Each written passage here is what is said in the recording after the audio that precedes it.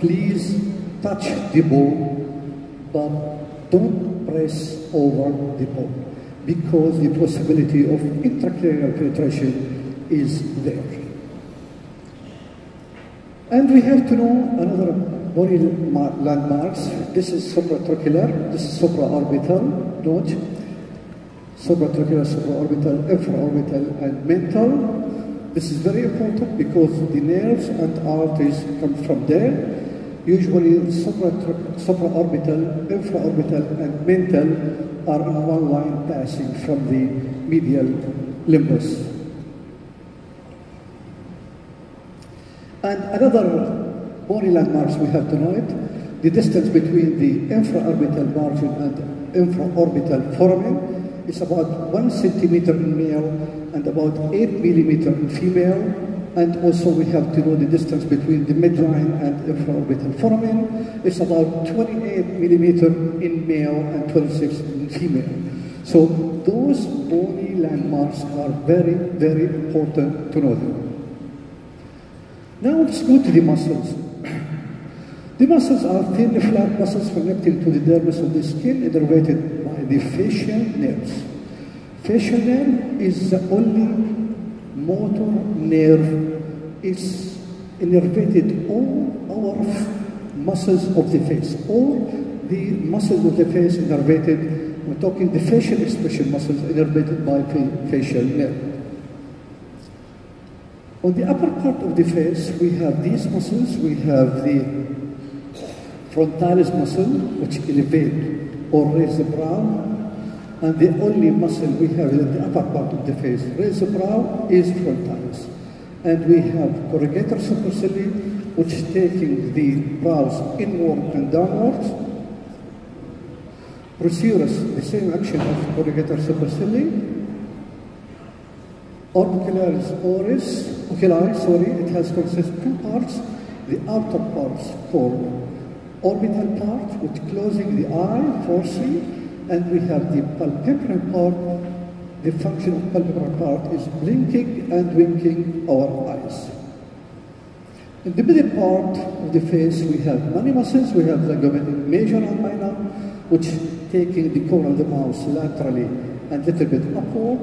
We have levator labii superioris. It's raised the middle part of the upper lip. And we have the nasalis. We have two muscles of nasalis, upper nasalis and lower nasalis. The function of upper nasalis is nostril constrict. So it goes to the nostril and constrict the nostril. The lower nasal muscle is dilate the nostrils. So it has opposite action. The upper constrict, the lower dilate. And we have levator labii superioris alacinesi, just very easy memory aid. This is long muscle. Just it's the first setter of this synthesis. Little lady snore at night.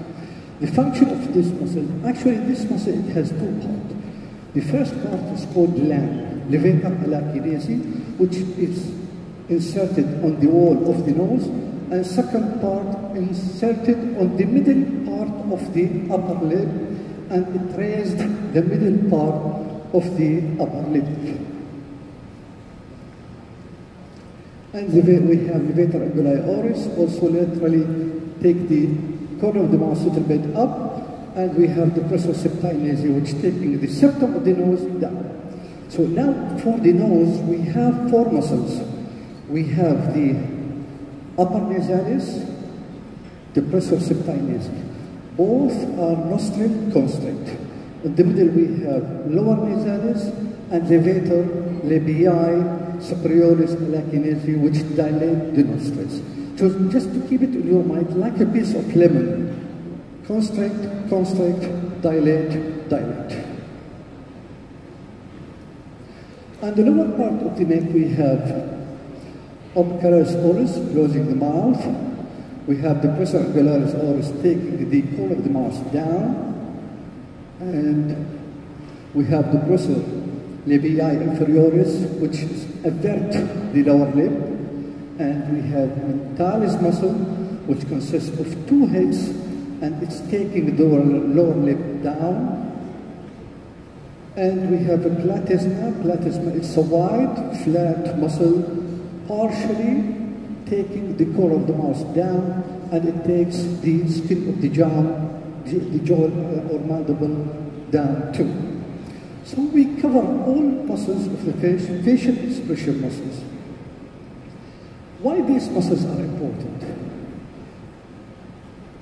Because the one and the only target for Botox injection for cosmetic purpose is muscle.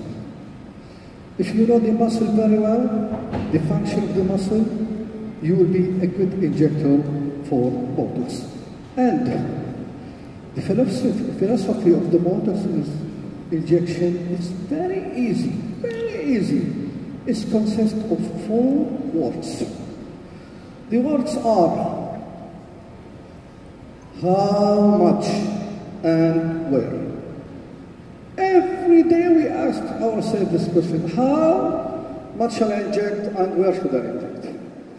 So to know the answer of these 4 words, you have to read the muscles very well. You should know the origin, direction, insertion, function, and strength of each muscle in the face of your patient.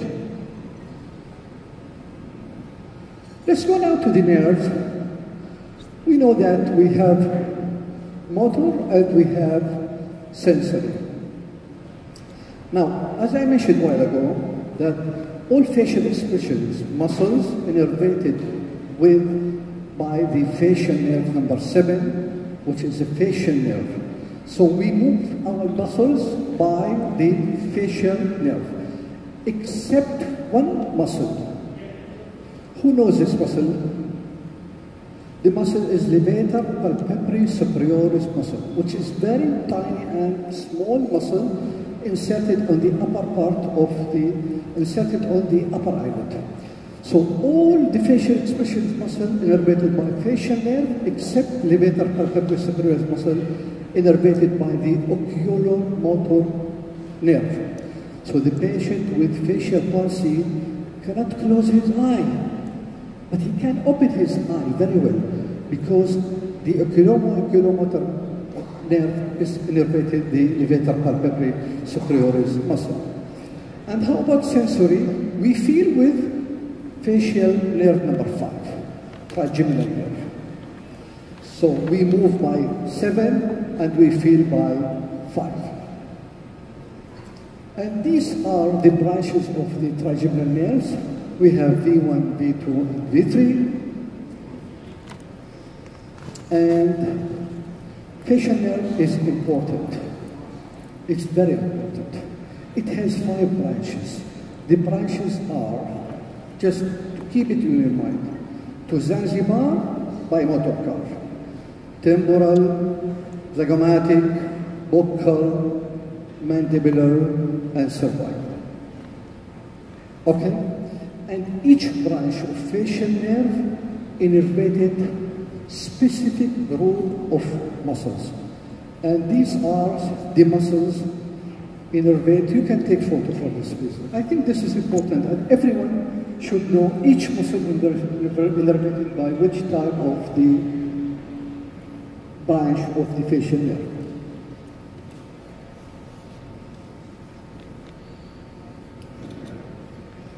Now, why I'm talking about facial nerve, innervation, muscles, and all of this? Because we have dangerous zone in our face. We should keep it in our mind. That these sites or these dangerous zones, it's important to know the anatomy in each dangerous zone. Now, the facial nerve, as I mentioned a while ago, it has 5 branches. This branch is called temporalis or temporal branch.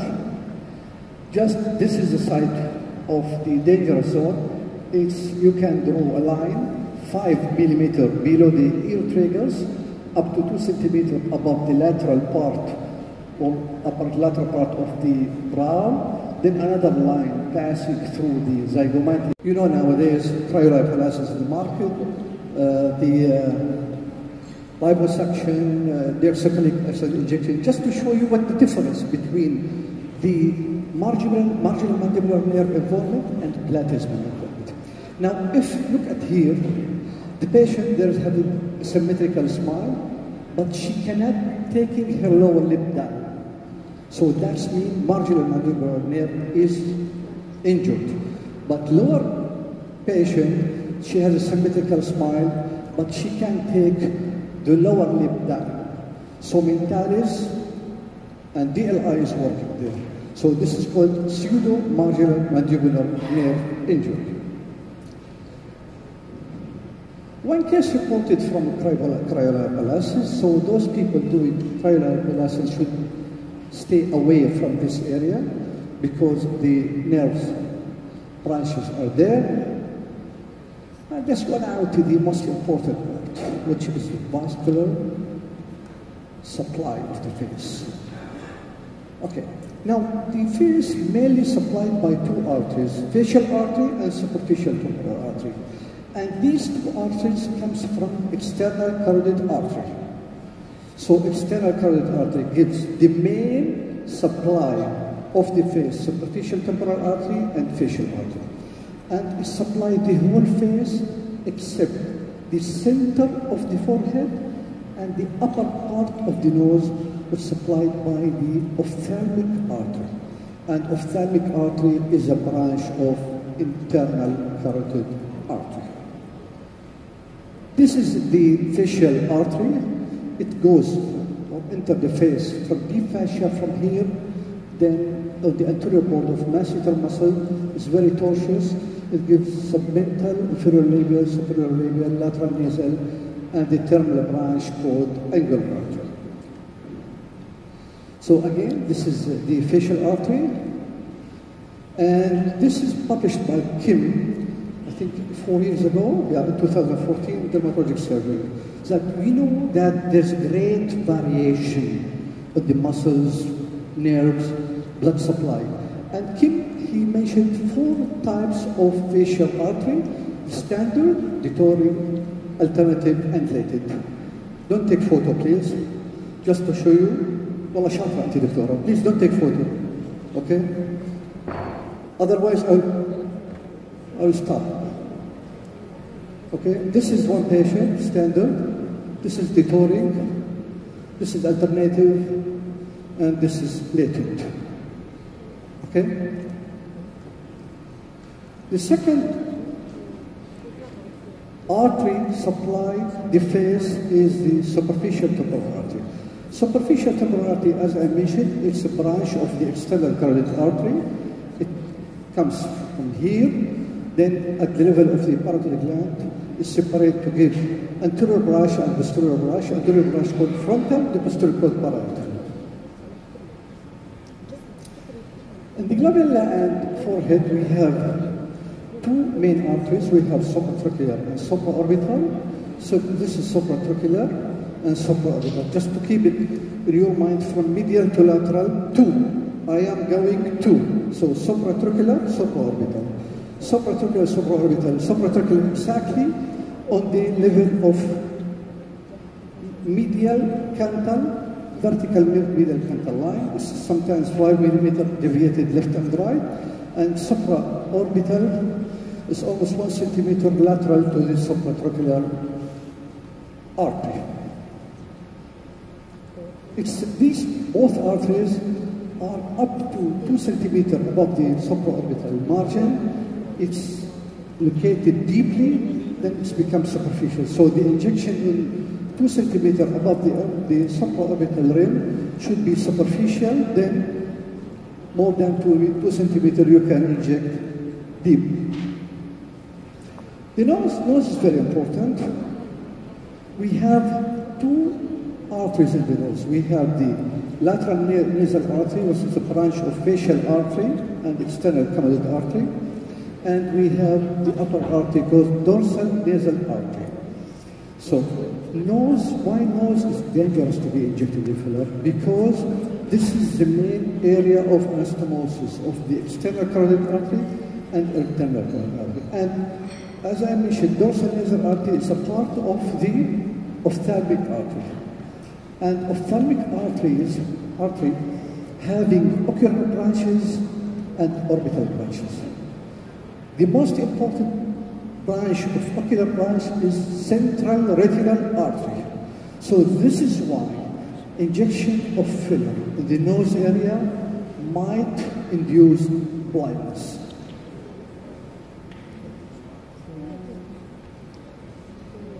Don't take photo, I will skip it. Okay, now, but anastomosis is everywhere. You can inject here and get filler embolism here or blindness here. So it's not that much easy.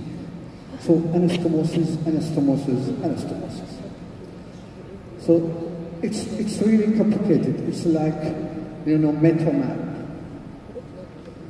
And, some people having fear to inject the tear trough. And I heard that in my patient, you want to inject tear trough, doctor? You said, yes. I said, no, this doctor said this is a very dangerous area.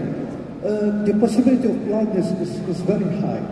This study published 3 years ago showed how many cases over 100 years, only 98 cases reported with vision changes and only 65 reported with unilateral vision loss.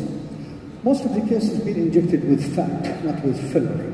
But look at what is the most serious area having possibility of blindness. It's glabella. It's not a tear trough. Because glabella is the area we can see dorsal nasal artery is there. Venous, we know that each artery having a venous, most of the venous come from the internal and external jugular vein. Wow, okay. Again, let's go back to the temporal injection. No, we know what the temporal injection where we inject. We inject just 1 centimeter lateral and 1 centimeter back or posterior to the linea temporalis or temporal fusion line. So this is the suggested point of the temporal soft tissue augmentation. Now, what do we have there? We have a vein which is a very important vein called middle temporal vein. Just to keep it in your mind, MTV, music TV, okay, middle temporal vein. This vein is connected directly to the cavernous sinus. So injection there, you might have sudden death or cavernous sinus embolism. So it's very important. Above the zygoma, at least 1.5 centimeter do not inject because the middle temporal vein is there. And 3 cases reported with fat, not with filler, with a pulmonary embolism from the fat injection on the temporals. Now, again and again, what can we see in the temple area? Temple area has these lines, 1, 2, 3, 4, 5, 6, 7, 8. Now, below the skin, we have superficial temporal artery and vein. So superficial temporal artery and vein is very superficial. And then below that, we have the temporal nerve, and below that, we have the middle temporal vein. So this is why this area is important to know the anatomy very well. So we have 3 components there. We have the one in yellow, this is the temporal branch of facial nerve, and we have the middle temporal vein, and the anterior branch of the superficial temporal artery. Facial compartment is important. This is called the GPS of any filler injection. We should know the fat compartment. Which compartment you want to augment? We have superficial fat compartment and we have deep fat compartment. These are the superficial fat compartment and these are the deep fat compartment. And the fat compartment is again very important when you inject the filler. And also we have retaining